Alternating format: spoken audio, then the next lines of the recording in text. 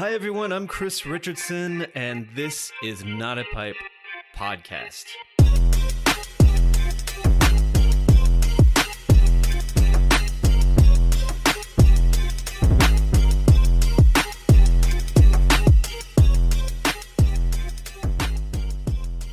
It is my great pleasure to present you with the final interview of 2020 for This Is Not a Pipe podcast. It is with Anna Peppard talking about her edited collection, Supersex, Sexuality, Fantasy, and Superhero.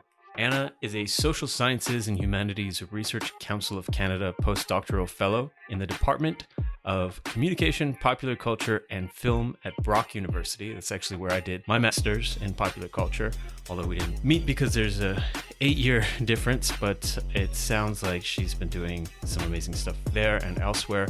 She's been all around, and in fact, I didn't realize it at the time that I set up this interview, but we both bumped into each other at Comic-Con in San Diego back before 2020 and Corona and all of the fun things that we have had to deal with since then. And so anyway, this was a great book, and it's something I definitely recommend to anyone interested in gender, sexuality, popular culture, and of course, comics and mass media. As is our habit here on the podcast, Anna has graciously provided 5 book recommendations that you should check out at tinap.org. You can also find out more about her work, and her own podcast. I think this is a fun and interesting and insightful conversation to end the year with. I hope people enjoy it. And I also just want to wish everybody a happy holiday season, whatever you're celebrating. I know it's been a super shitty year, and I hope everyone does much, much better next year. I have some hope I have actually great hope that will be the case. I don't think anything could be as bad as 2020. And so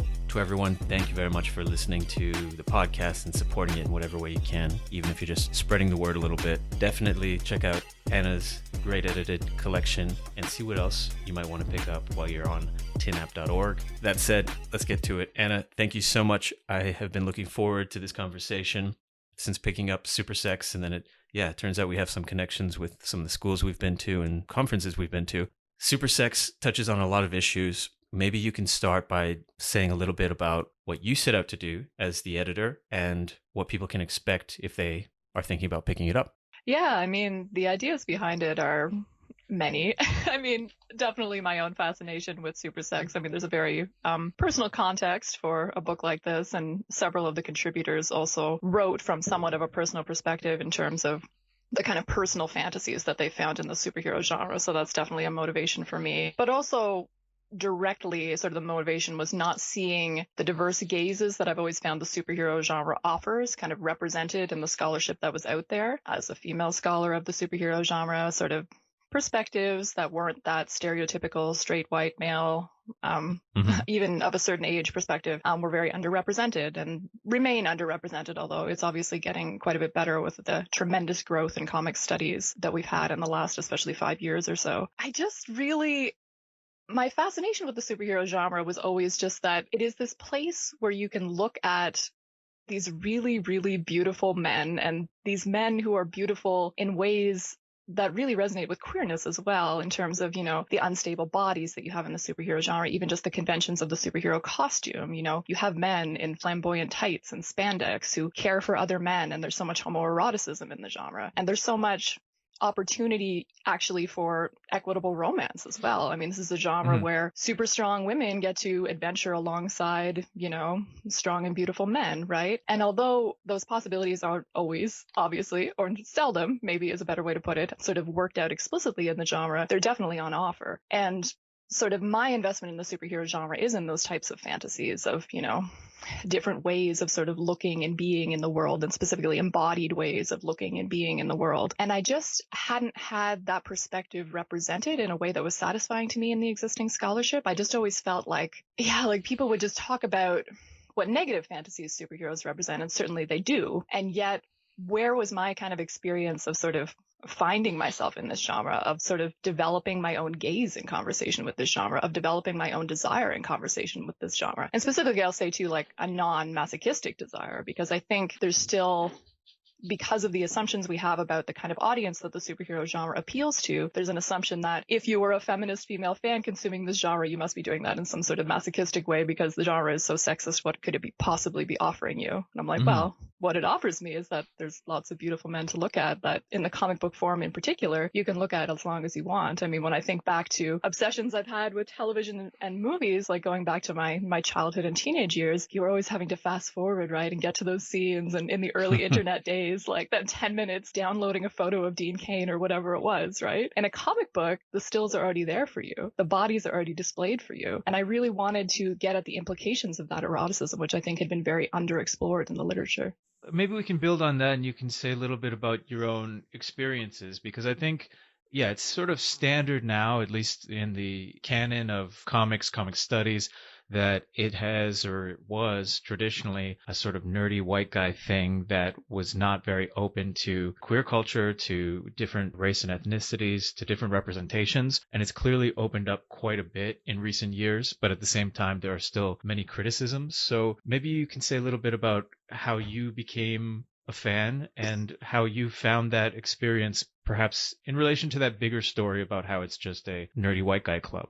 Yeah, I mean, I've definitely had my experiences with feeling like a pretender or like I didn't belong in this superhero culture. But I mean, that kind of speaks again to the motivations for doing a book like this, right? I mean, including sort of these gazes that we don't talk about is a way of sort of fighting for inclusion. And it's a way of having almost a kind of visibility activism to sort of make those gazes manifest and say, actually, these gazes were always there. They're not new from 5 years ago. I've been looking at superhero comics this way since I was 12 years old, and that was over 20 years ago now. So yeah, I mean, the kind of problem with that, or not problem, but sort of, the thing that I always try to be careful with, and I think this is something that we definitely do in the book in terms of kind of talking about some of the positive potential of the superhero genre as something like a queer space or even a feminist space, but also sort of keeping in mind the, overdetermined sexism, racism, ableism, whatever that does structure this genre, right? I mean, we can talk about subversive meanings all we want, and yet it's also important to keep in mind that there is this dominant reading present. There is this dominant sort of audience that these stories are usually trying to appeal to more than these other audiences. And so it's important to always keep that in mind. But, by the same token, as I was saying, I think these diverse readers have always been there and they just haven't been spoken to or represented. And I feel like I've gotten really away from your question, but I can certainly speak to, some of my experiences in terms of those outsider experiences in comic shops, experiences in online forums, experiences at academic conferences, definitely sort of being, like the typical academic conference experience of being kind of a female superhero scholar on a panel in which someone asks a question about your paper to the men on the panel rather than you, which sort of mirrors the experiences that I've had at comic book stores where I've gone in and asked for something and they've spoken to my boyfriend instead of to me, or the experiences of online fandom where I have been relatively lucky to not have faced some of the kind of violence and directed attacks that some female fans have faced, but I've definitely been in that position of, being the subject of gendered insults, being told to get a date when you're dissatisfied with some aspect of superheroes, or just having your credibility questioned in general.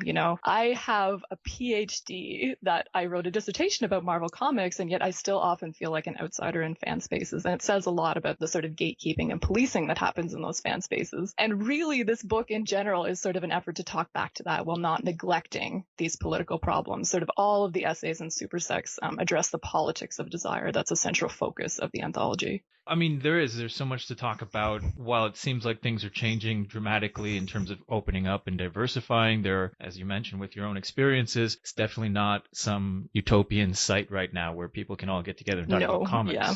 But especially in this book, because you're editing multiple voices, you're putting multiple voices together, I guess there's more opportunity, but it must be also perhaps more difficult to say, how do we negotiate the different aspects, the different appearances and representations that comics offer, because obviously there are really right-wing and then also quite left liberal views that can be seen and heard from comics and comics fans. So maybe you could say a little bit about how you put things together, how you negotiated, because there's obviously, mainstream Batman, Superman appear in discussions in the book, but also more indie comics and places where they're not particularly mainstream. So it's a big field, but there are many, many diverse and often conflicting voices and representations. So how do you deal with that as an editor of Supersex?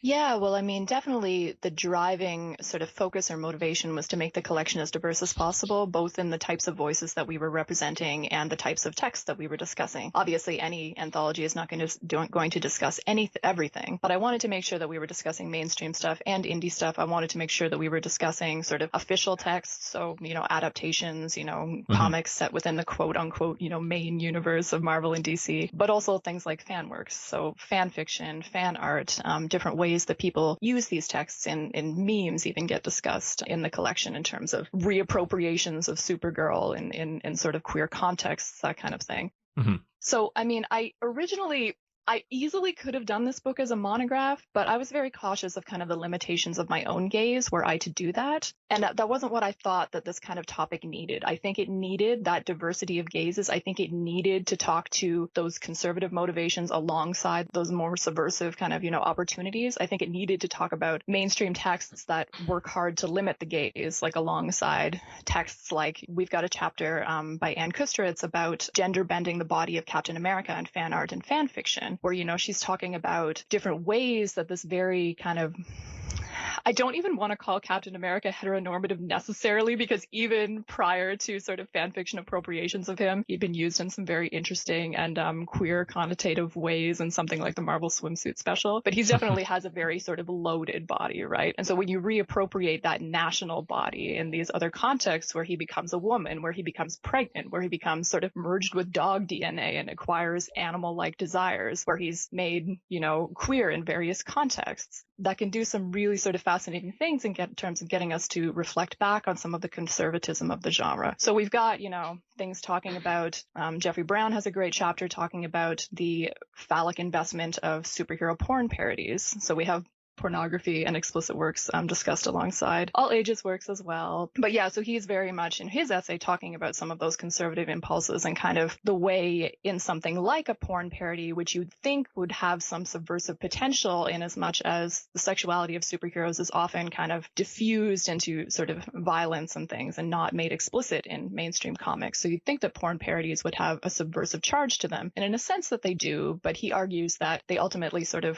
reappropriate the convention of porn and sort of fuse it with the superhero genre in ways that ultimately aren't very deconstructive at all, right? So even in the discussion of the things that aren't like quote unquote official texts, we see sort of a play of sort of conservative and liberal values kind of playing out there. Yeah, you've sort of alluded to this, and in the book, of course, you and the contributors do a good job of highlighting it, but maybe to listeners who are just hearing about this idea of supersex, sexuality, fantasy, and the superhero, what's at stake? I mean, why does it matter how superheroes are represented in different readings of them? I mean, it can seem kind of superfluous, or like, why are we talking about fan fiction and drawings of these super heroic bodies when people are dealing with quote unquote real life issues, right? So what is at stake in dealing with these questions and conversations? I mean, that's a question that you could put of most pop culture scholarship, right? It's a question you could put of most cultural scholarship. I mean, why are we studying, imaginary people in books instead of just studying the quote unquote real world? No, and this is coming from a guy that talked about Batman's penis in his, like my most recent book. So I'm definitely, I want to say I'm on your side, but I think it's also, one of those things. Sure. You definitely want to make clear to people who are maybe dismissive at first. Yeah, for sure. And I mean, that's definitely the concern with this book in particular, was to make sure that we were taking the topic seriously. I mean, Linda Williams has recommended that when you're writing about pornography to use as few dick puns as possible. And so we did try to do that throughout the book. I did kind of crack down on some of that in some of the earlier drafts, because it's important to take these topics seriously, right? Because we don't want it to be just a thing that it's great to have like a humor about it, but we don't want it to be just like sort of a joke, right? Mm-hmm. In terms of the value of these things, I mean, superheroes have tremendous value as these kind of encapsulations of cultural ideals, right? Superman has a huge presence in the book. A number of different essays talk about him in different ways and different sort of manipulations of him over the years. But in terms of his representations of masculinity, in terms of his representations of national identity, just in terms of sort of representation of values of what it means to be good, what it means to be heroic, all of these things are sort of imbued in superheroes, right? And I mean, they're also visualized in superheroes. You know, what is a masculine body supposed to look like? What is a male body supposed to look like? I mean, you have bodybuilders sort of imitating the bodies of superheroes, then you have actors imitating the bodies of bodybuilders, and then you have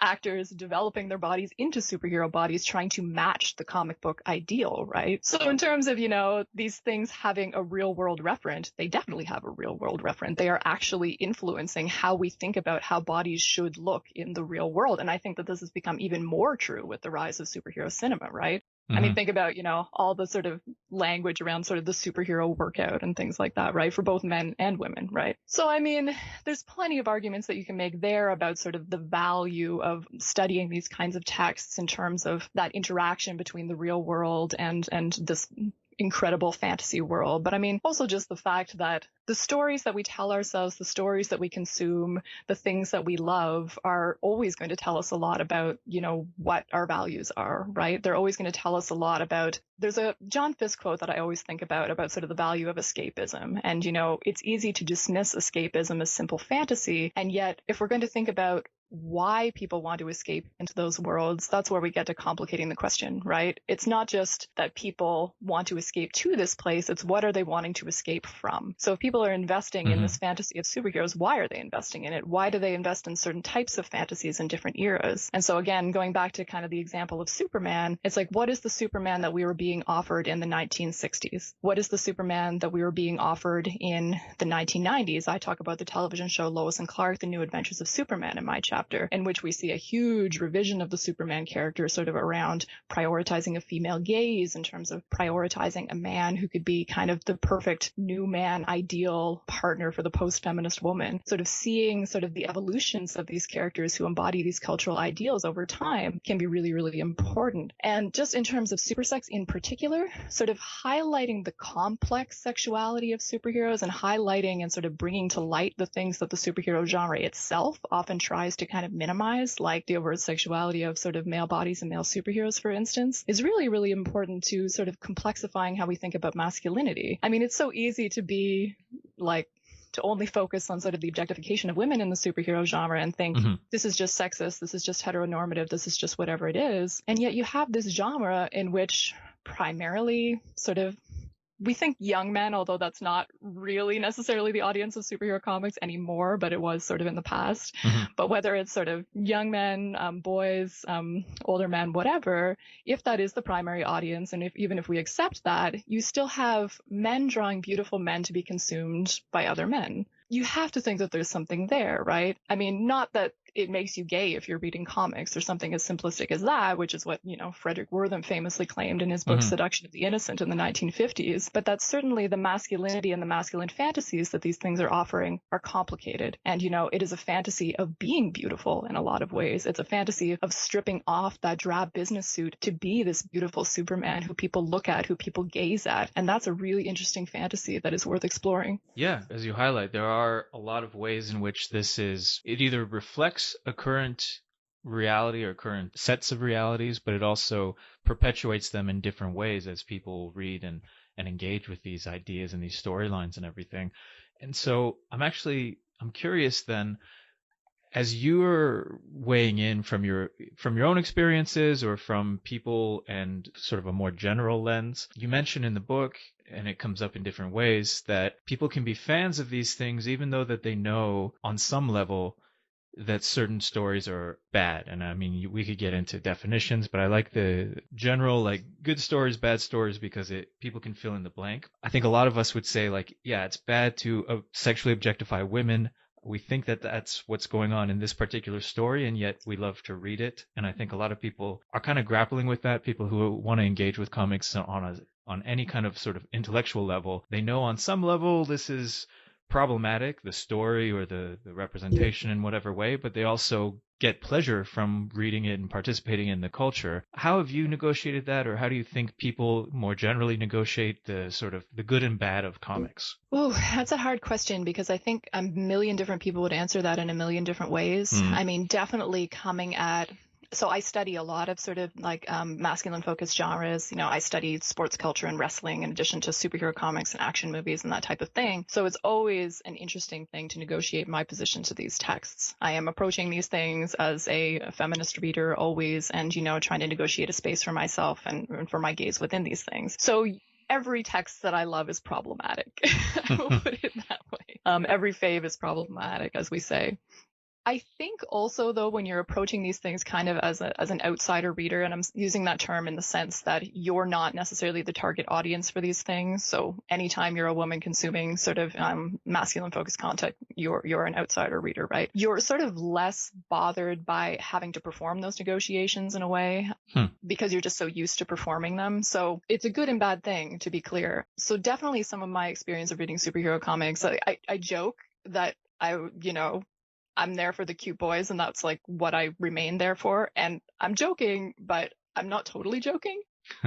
And one of the things that I had to reckon with sort of as a superhero scholar, like when I was sort of getting more serious about being a superhero scholar rather than just a fan, was how much I had ignored female superheroes in kind of my research and even my reading. I was sort of asked by someone about what my favorite female superhero was, and I was really like, oh God, do I even have one? Because I usually identify with the male characters in this genre. So that sort of initiated a lot of work in terms of me sort of going back and reading a lot of sort of text featuring female superheroes, sort of, doing a lot of that really depressing work of sort of criticizing a lot of the gender representation in the genre, which I was doing anyway, to be clear. But I mean, definitely just sort of working through my own personal feelings a little bit through some of that research. There was a book chapter that I did called The Feminist History of Marvel Comics related to some of that research, but obviously that research carries forward into Supersex as well.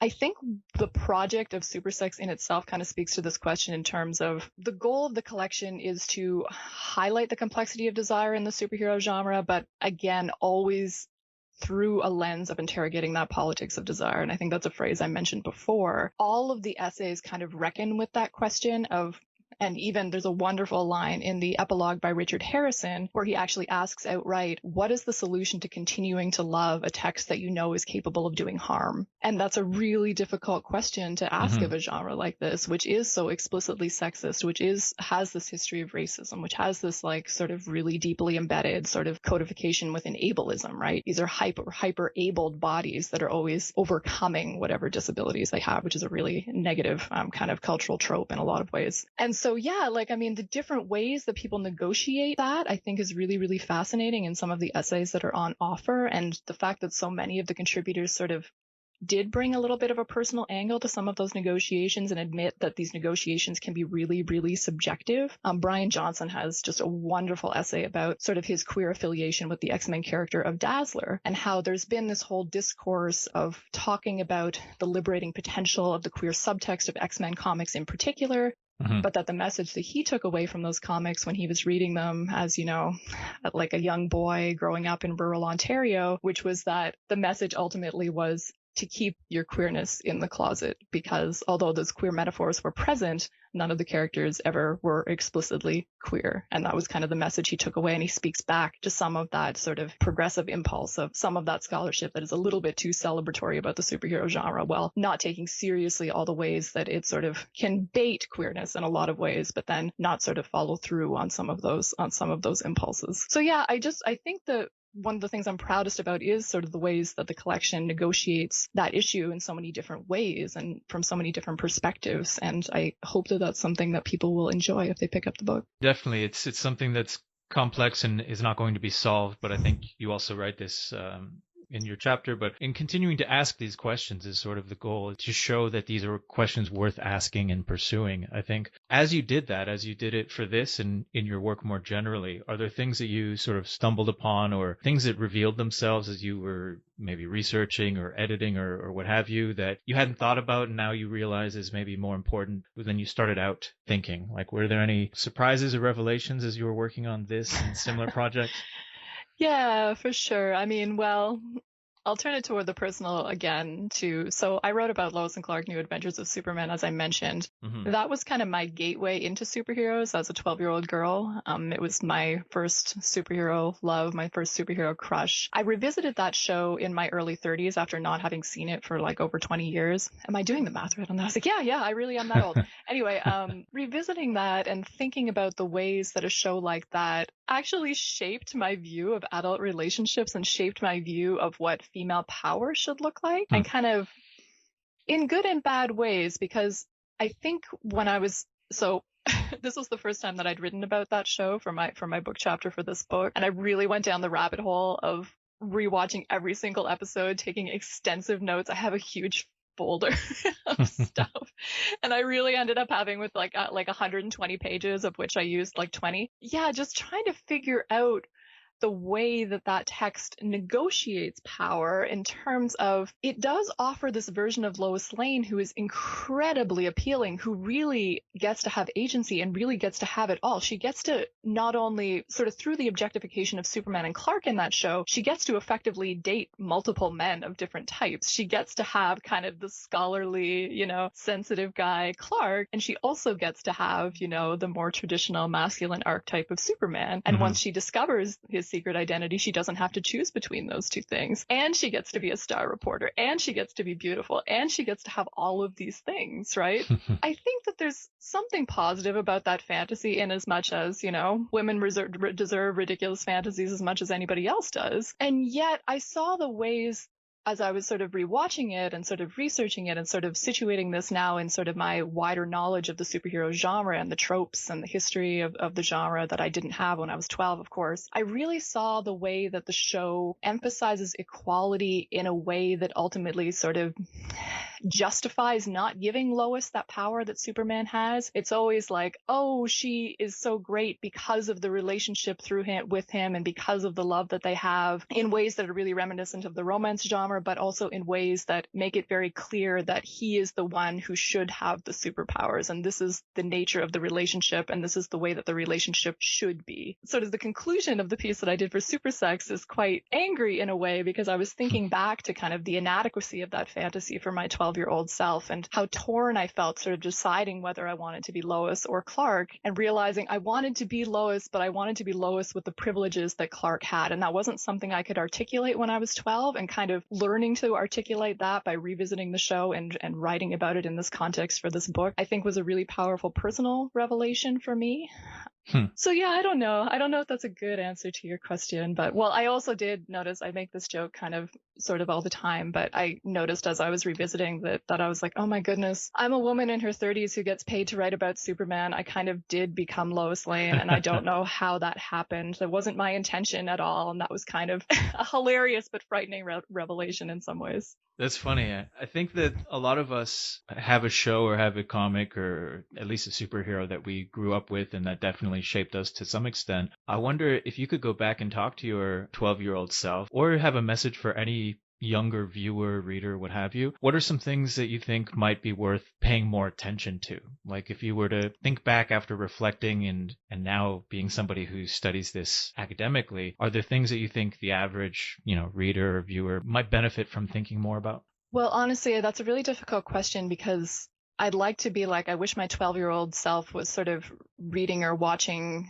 some things that would have had different or more positive representations of female power, and yet there really wasn't anything when I was 12. I mean, I would really like, I don't have a daughter, but if I did, I would definitely be more inclined to give her Supergirl, like the television show, than to give her Lois and Clark. I'd be more inclined to give her the She-Ra television show than to give her the new She-Ra, to be clear, rather than give her some of the shows that I grew up with. I mean, as much as I loved Teenage Mutant Ninja Turtles as a child, I would love I love the idea that girls growing up now, and not just girls, but all children growing up now, sort of have at least some kind of more diverse representations of heroism and strength to look up to, much more so than when I was a child.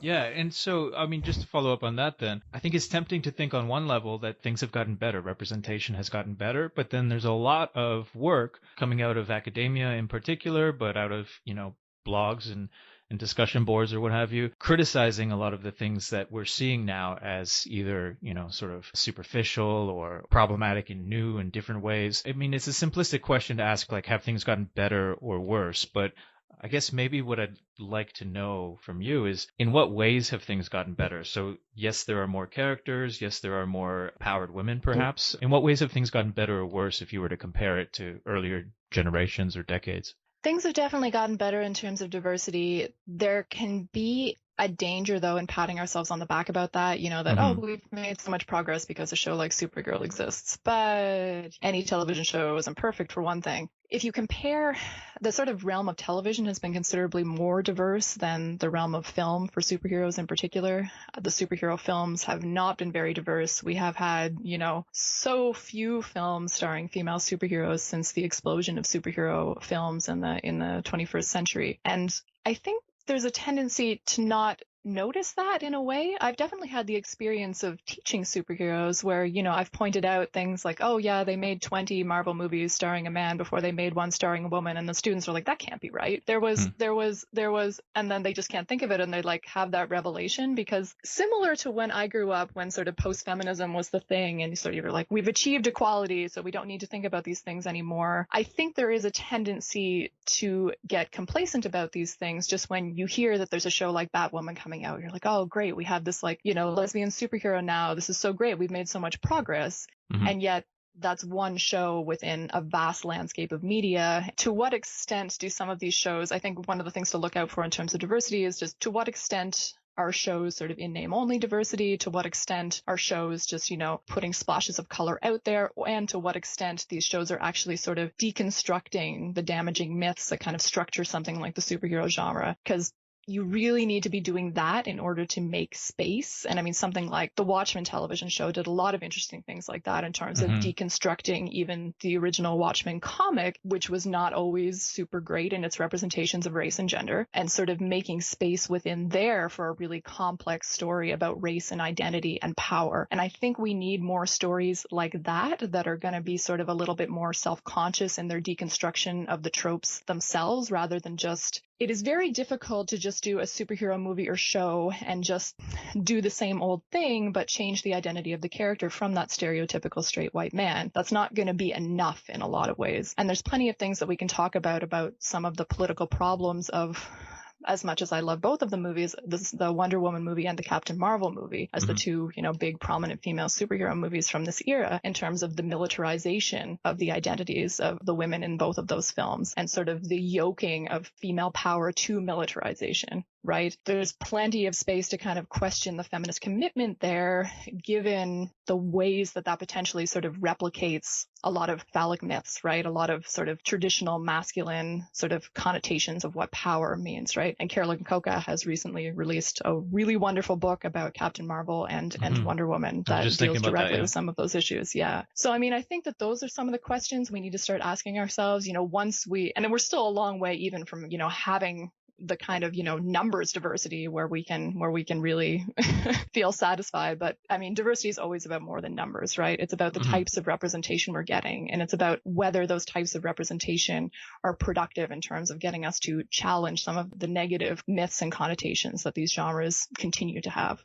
Yeah, there's so much to think about in terms of these kinds of representations, where we've been, where we're going. And actually, the Wonder Woman idea, or the whole controversy, I was aware of it, but I mean, you reminded me of it when I read your book, that she was an ambassador. She became an ambassador for the UN, in particular for women and as a symbol of empowerment, but then also had such a big backlash that she was sort of quickly removed. And maybe you can say a little bit more about that, fill in some of the gaps that you think are most important for anyone listening who wasn't aware of that. But what I want to ask about in particular is, as a scholar, I'm curious how you approach anything, but maybe we can talk about Wonder Woman as an example, because when people say she should not be an ambassador because she is a nationalistic American hero who is too sexual, I guess, I think was one of the criticisms, or the way that she was dressed. Too sexy, and too sexy in the wrong ways. Yeah. Yeah. So, I mean, part of me as a scholar would want to, if that was what I was studying or thinking about, would want to weigh in and say,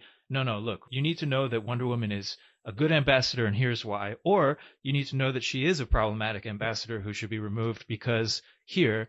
And yet both sides, to me, I guess as somewhat of an outsider to this whole debate, I see value in both sides. So I think it's hard for me to think critically as a scholar and not come down on one side or the other. And I was wondering if you could talk about how you do that or how you think about that, because I think it might be tempting to say with Lois and Superman or whatever, this is good for women or this is bad for women. And obviously you don't make any statements like that. But yeah, how do you negotiate coming down on a certain side, like saying this is a good thing, this is a bad thing, or leaving it somewhat open? That's a really difficult question. I mean, the Wonder Woman example is always a good one for that in terms of her being one of the most sort of culturally loaded, contradictory figures that almost exists. Like, I'm not even in the superhero genre, but like in American 20th century, 21st century culture in general. She is just such a loaded symbol. I mean, this is a character who, you know, has been ultra hyper objectified in so many instances. And yet this is a character who appeared on the cover of the first issue of Ms. Magazine. Yeah. This is a character who has a deep sort of feminist legacy, like going all the way back to her creator and, you know, some of his sort of interesting, but once again, problematic ideas about women ruling the world and polyamory and all of these things. And yet, yeah, I mean, definitely was always portrayed. I mean, Wonder Woman, I can go down a whole rabbit hole with. I mean, she is one of the most fascinating characters in terms of sexuality and superheroes that you can look at. But I think the importance is not to come down on one side of the other. I think Wonder Woman can be an incredibly powerful ideal. She can also be an incredibly problematic ideal. And she is almost always going to be both things at once. I mean, my personal experience of watching the Patty Jenkins Wonder Woman film, I was expecting to be really sort of torn up about it and sort of, you know, anxious about it. And I definitely was for the sort of years leading up to the film. I did a conference paper even about the very complicated discussions that I sort of observed online, sort of cataloging some of those discussions about even the casting of Gal Gadot and, you know, what type of body should represent strength. And there was a lot of sort of complaints about her not having sort of a powerful enough body, about them casting someone who was sort of from the world of modeling rather than a quote unquote serious actress. There were so many debates about this. And what was fascinating to me about the debates about it was that people couldn't even agree on sort of size and shape of things. I like encountered these discussions in which people would talk about, oh, but Linda Carter, like the Wonder Woman of the 70s, had like a certain kind of body and like a certain kind of shape, and then someone else would just see it completely differently. One person viewed her body as very athletic and strong, and another person viewed her body as, you know, waifish and thin and not strong at all. And you had people looking at the exact same images and seeing completely different things. These things were happening sort of in feminist geek spaces too. I'm talking about like, you know, feminist geek women like sort of looking at these images and seeing completely different things. I mean, we can get into the whole, you know, sexist, you know, gaze of Wonder Woman as well, which is a whole other thing. But sort of even in those places where people want to view Wonder Woman as this progressive feminist icon, you're having these debates about what strength should look like. And I think the real problem is just having one woman having to represent all women. And that's the real, like, why diversity, as much as I'm like, it isn't a numbers game, part of it is a numbers game. Because if we're going to have, you know, we've got two female superheroes, we've got Captain Marvel and we've got Wonder Woman. So which one are you going to be? Well, there's a lot of women in the world with a lot of different experiences and needs and desires, and you might not fit either of those molds. We need more molds to fit into. And, you know, we can't have an expectation of popular characters are going to directly represent anyone, and yet they can represent more people than they do. And again, it's just one of the sort of the real powerful things about a character like any popular character and a character like Wonder Woman is that she can represent lots of different things sort of almost through her contradictions, right? She's strong, she's sexy, she's both of those things at once. She's objectified, she's feminist, she's both of those things at once. And that can have a real power. And yet, again, like we need sort of more icons, more types of representation in order to kind of figure out, because everything is sort of a negotiation of contradictions, but we sort of need to figure out a negotiations of contradictions that makes sense for us. That's not always going to be available if you're just offered one or two characters to identify with, right? I feel like I'm not really getting at the basis kind of your question necessarily. I feel like I was going to say something about my investment in the Wonder Woman movie and liking it more than I thought I would and all of these things. But no, I think what you've said is great. And we can follow up a little bit. I mean, one thing that I've been thinking lately with everything that's going on, COVID and everything, all these changes in universities and colleges, I've definitely been asking myself, and I think I'm not the only one, like, what is the point of what we're doing, especially if we're doing critical studies, cultural Yeah. studies, and not even just like an existential, what is the point? Although that, I'm definitely asking that lately too, but also, what should I tell people that I do or that I, aim to do? What should I tell students? What should I tell others? And you can answer that in different ways depending on the context. But I'm just thinking, when you have like a very specific issue, like the Wonder Woman movie, as a scholar, you can look at it.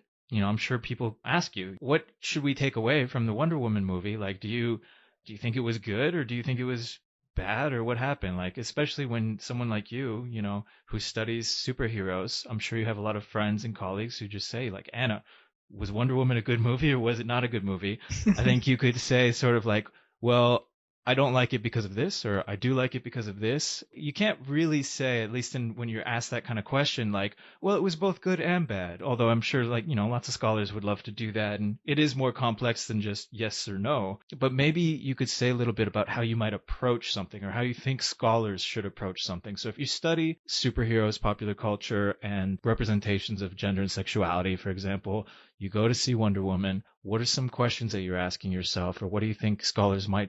What is it that we do? I just don't know anymore. Yeah, I mean, one of the things I would fight for in terms of, feminist female gaze, looking at a film like Wonder Woman, is that we always get put in the position of, we have to regard it problematically. We have to talk about what is this saying about the nature of female power in this time, like how is her body framed? How is it negotiating the inherently objectifying nature of her outfit? But at the same time, I think it's important to talk about the emotional effect, which kind of goes beyond a lot of those things and kind of gets at something that can be very true and something that we really, really need. I can say that while watching the Wonder Woman movie in the No Man's Land sequence where she runs across the field, like I get choked up even thinking about it. Like I cried like in the movie theater, just like watching that, like watching this image of this beautiful, powerful woman, running across this field to save people. Those images, even beyond sort of the political context of the movie, beyond sort of the muddy ending of that movie or some of the other political problems we could read into that movie, seeing that image of contradictory, problematic, but still definitely very an image of power, that means so much. That was not an image that I felt was available to me when I was growing up. And when I think about the Captain Marvel movie too, and like honestly, I have to like keep myself sort of like under wraps to talk about it and make sure that I stay very calm, because I can start crying even thinking about the get back up sequence, where she keeps getting knocked down and she keeps having to get back up. And I mean, I cried in the movie theater watching that too. And so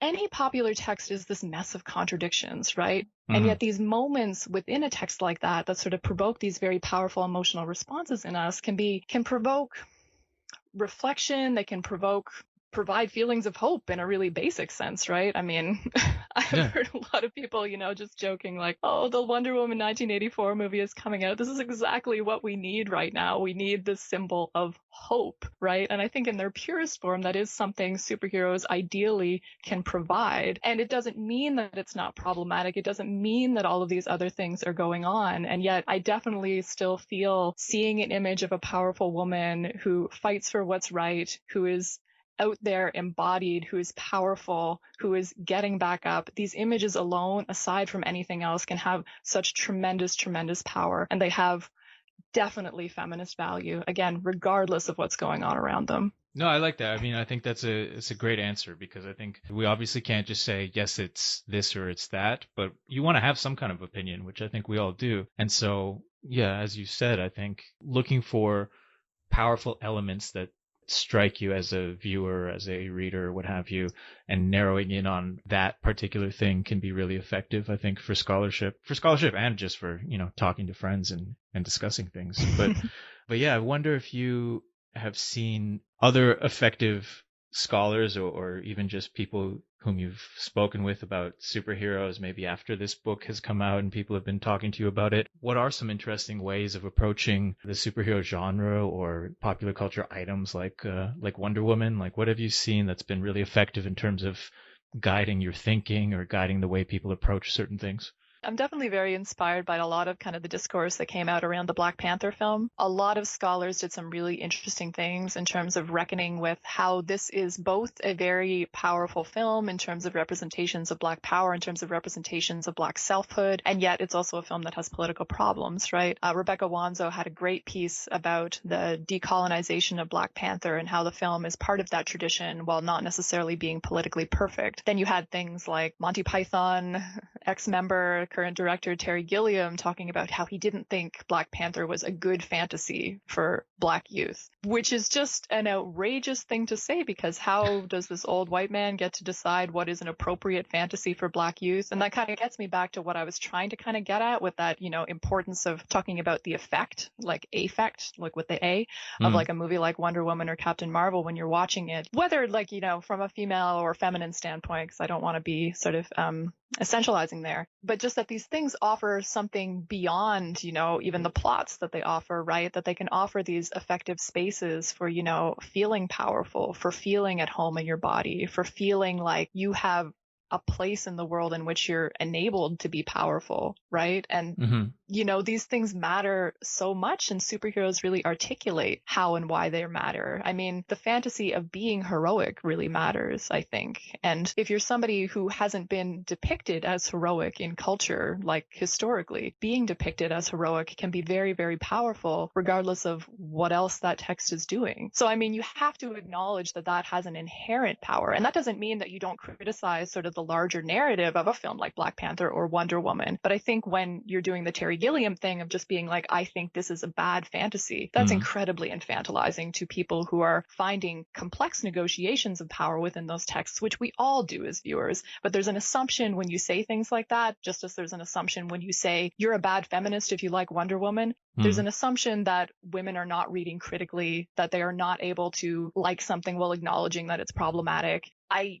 definitely am always fighting against that kind of thing. I mean, I'm always fighting against kind of, the idea that female superheroes can't be meaningful, the idea that the superhero genre can't be meaningful. And I think that, just as I said, I think particularly like sort of a lot of the discourse, the very smart, very insightful, but also very emotionally grounded discourse around Black Panther was an excellent example of fan studies scholarship, superhero scholarship kind of done right. And we're still in the midst of sort of an explosion of writing about Black Panther that I think is going to continue and I think is really valuable. As you move forward, as you maybe work on your next articles, books, what have you, what are some of the things that you weren't able to maybe answer, or just, because of space you weren't able to talk about in Supersex that you hope to look into the future? Maybe you've already started.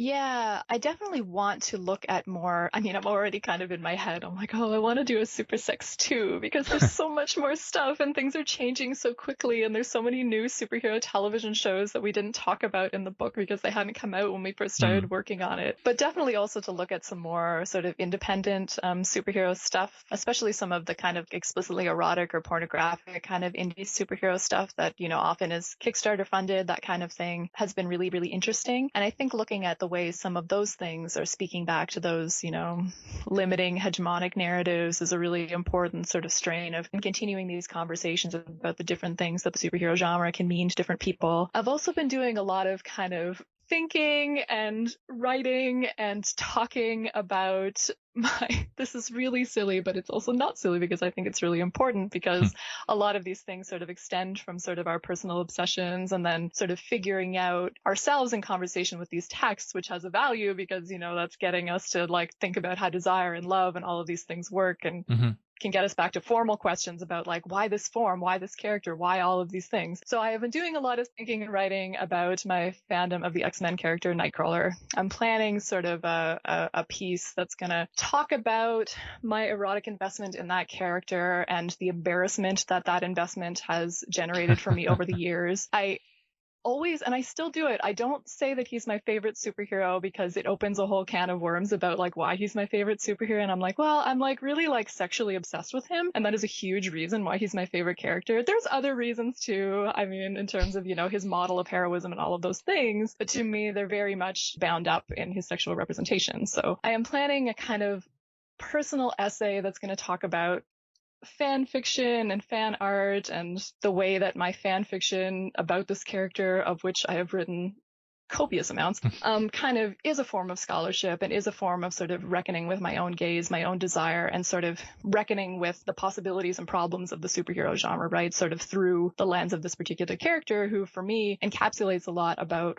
what is really exciting and also really problematic about the superhero genre. That he's this, character who can cater to a female gaze in a lot of really fascinating ways as this kind of sexy monster character, which is a very unusual type of character in all forms of North American popular culture, but also some of the ways that that sexiness gets kind of controlled, gets walked back by mainstream depictions of the character, but then the way that fan fiction and fan art talks back to some of those modes of control, right? Yeah. So that's kind of an ongoing project. And I'm also doing some work on representations of masculinity and gender in spy-fi fiction. I'm working on a book about the television show Man from U.N.C.L.E. Spies have a lot of intersections with superheroes. Mm-hmm. Some of what I've got going on, but yeah, definitely I'm already like, oh, Supersex is so old now. We need to do a Supersex 2 and talk about all of those additional things, because honestly, I think we could have 1,000 books on it and I still wouldn't be happy. I mean, I think that demonstrates just how rich the topic is and how much there is to discuss. Yeah, it sounds really interesting to hear more about this Nightcrawler obsession.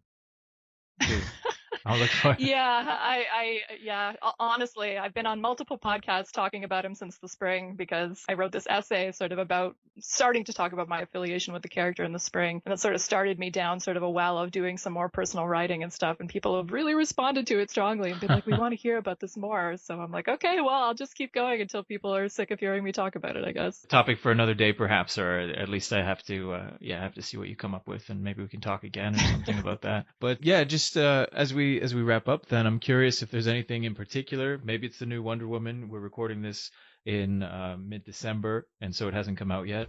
But are there pop culture movies, books, stories that you're interested in that you're looking forward to? Oh, yes. I am looking much forward to the WandaVision television show. Yeah. The Vision and the Scarlet Witch are my favorite superhero couple. I cannot believe they are getting a television show. I just, it blows my mind completely. And yeah, I am completely looking forward to that. I don't always watch all of the new superhero shows and movies, but it's a little bit too aimed at me specifically that I will not be able to. I will definitely be binging that on the first day that it's available, because, in terms of, that diversifying of the superhero genre we keep talking about. Yeah. Romance and superheroes, a witch and a robot in love, and it already is my favorite superhero couple. I mean, yeah, I'm going to be all over that. What do you suggest, if anything, that people look out for if they're going to be watching it, if they're going to be maybe keeping some questions in the back of their mind from Supersex or elsewhere? What do you think people should look for?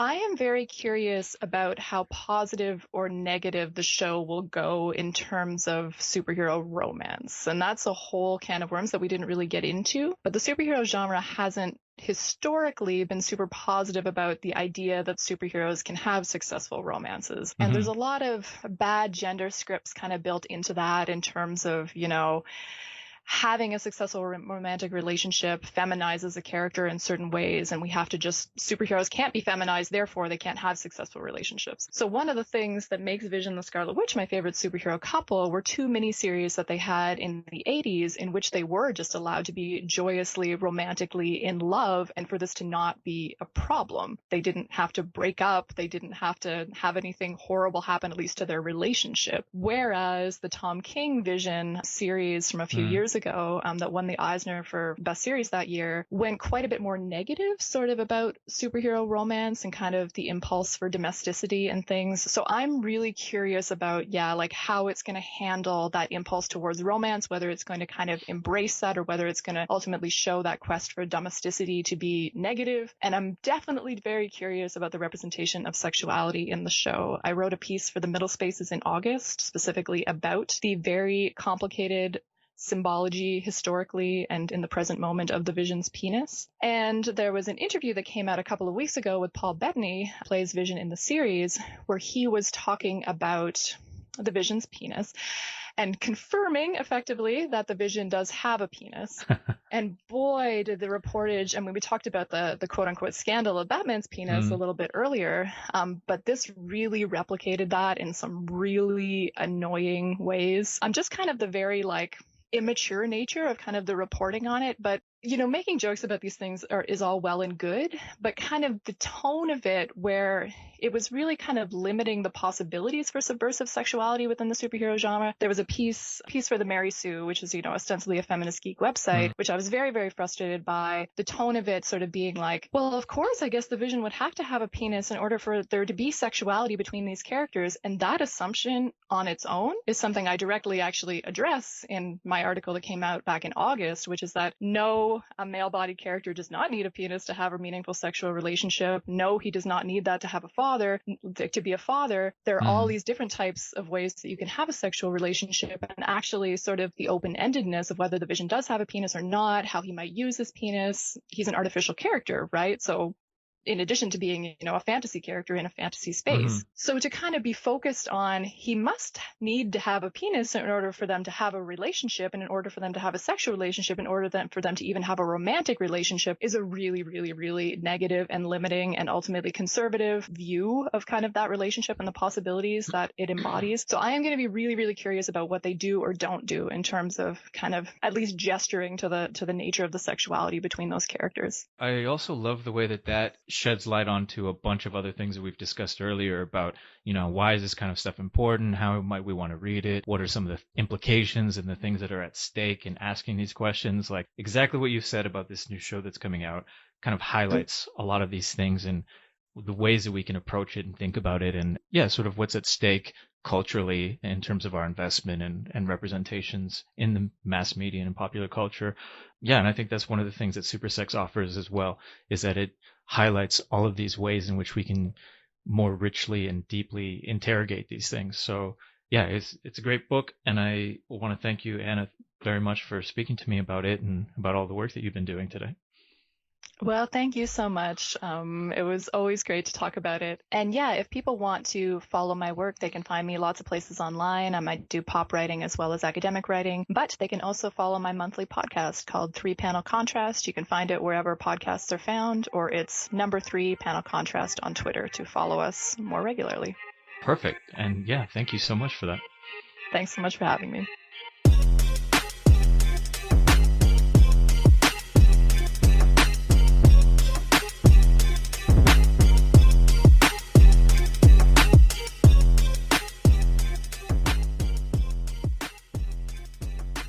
Once again, thank you to Anna and to everyone who has participated this year and prior in the podcast. It really has been a wonderful 3 years now of talking to brilliant people doing incredible work, and has just been a joy to participate in conversations with them. I hope everyone is doing well and will do even better next year. Make sure you check out what Anna recommends at tinap.org for you to read next, perhaps. And to everyone, a wonderful 2021. We will see you next year. Cheers.